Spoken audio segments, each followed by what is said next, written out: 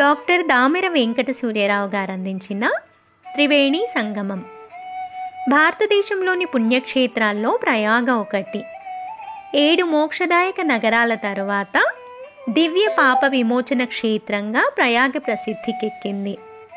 ప్రజాపతి బ్రహ్మ అక్కడ అనేక యాగాలు చేయడం వల్ల ప్రయాగ అనే పేరొచ్చిందని చెబుతారు.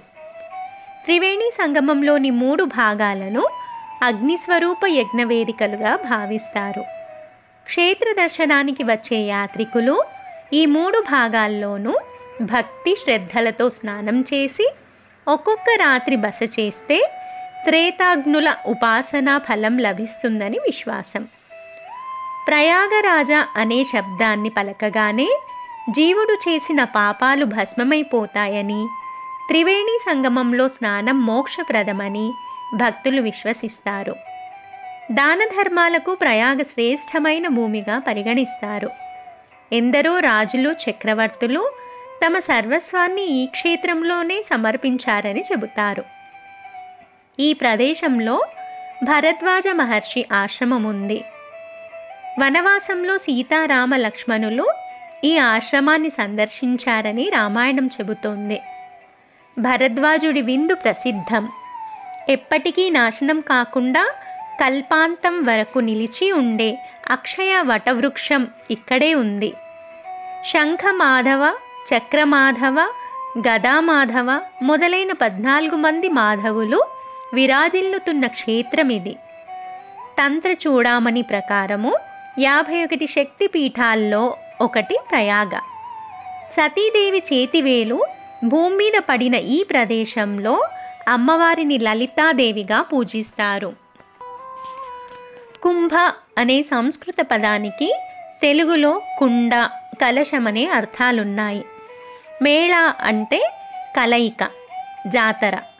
సూర్యుడు బృహస్పతి సింహరాశిలో ఉన్నప్పుడు త్రయంబకేశ్వరంలో, సూర్యుడు మేషరాశిలో ఉన్నప్పుడు హరిద్వార్లో కుంభమేళ జరుగుతుంది.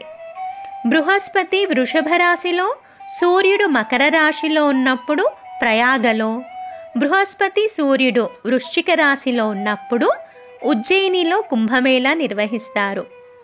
క్షీరసాగర మథనంలో అమృతం లభించాక దేవతలు, దానవులు దాన్ని చేజిక్కించుకోవటానికి పోరాటం చేస్తారు.